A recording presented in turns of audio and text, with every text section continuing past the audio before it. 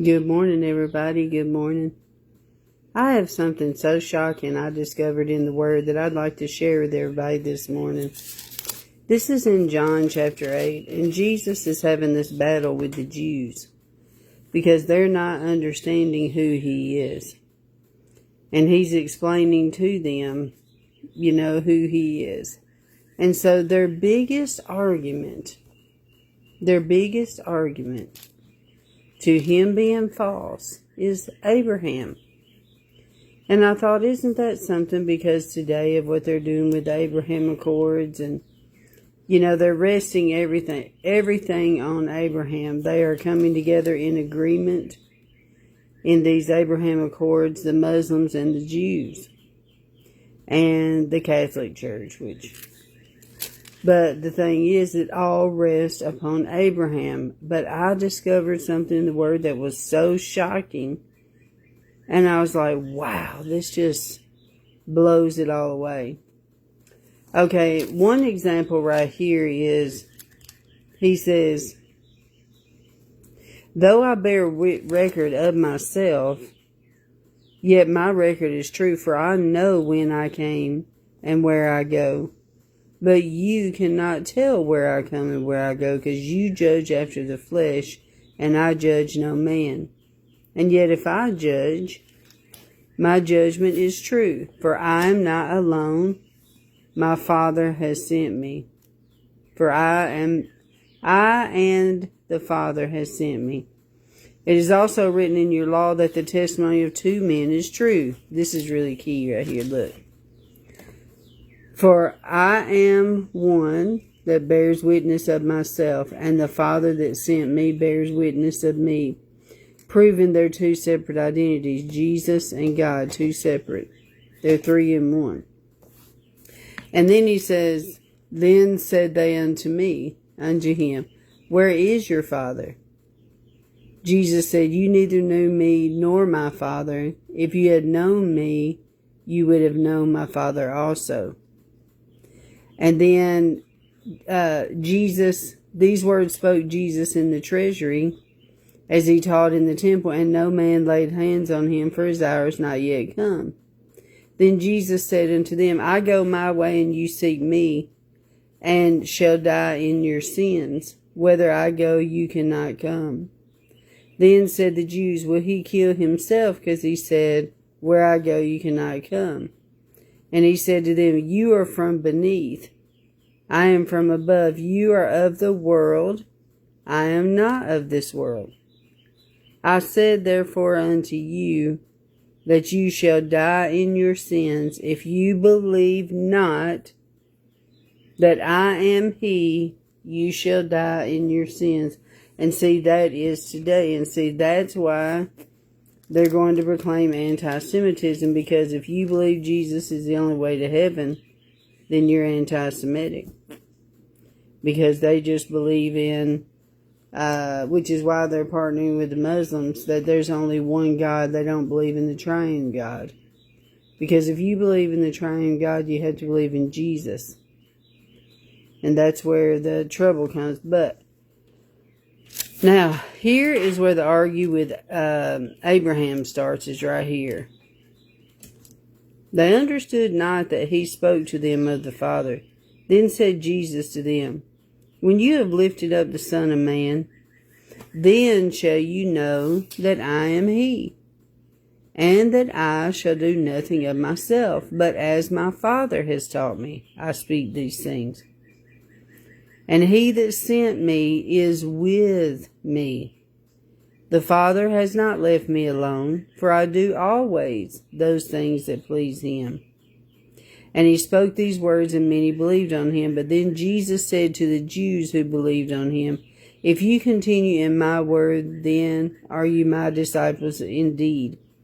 And you shall know the truth, and the truth will make you free. Now here comes the Abraham battle. Watch this. They answered him, we believe Abraham's seed. No, we be Abraham's seed, and were never in bondage to any man. How saith you, you shall be made free? So Jesus answers, verily I say unto you, Whosoever commits sin is the servant of sin, and the servant abides not in the house forever, but the Son abideth forever. If the Son therefore shall make you free, you shall be free indeed. So the key is you have to believe in Jesus in order to be set free, see. I know you are Abraham's seed, but you seek to kill me, because my word has no place in you. I speak that which I have seen with my father, and you do that which you have seen with your father. I was like, wow. Jesus was so bold.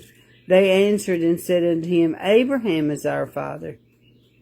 Now here we go with Abraham, because this is key with what's happening today. If you were Abraham's children, you would do the works of Abraham. But now you seek to kill me, a man that has told you the truth, which I have heard of God. This did not Abraham. You do the seeds of your father. Then said they to him, We be not born of fornication. We have one Father, even God. Jesus said unto them, If God were your Father, then you would love me. For I proceed forth and come from God. Neither come I of myself, but he has sent me. Why do you not understand my speech? Even because you cannot my word? You are of your father the devil, and the lust of your father you will do. He was a murderer from the beginning, and abode not in the truth, because there is no truth in him.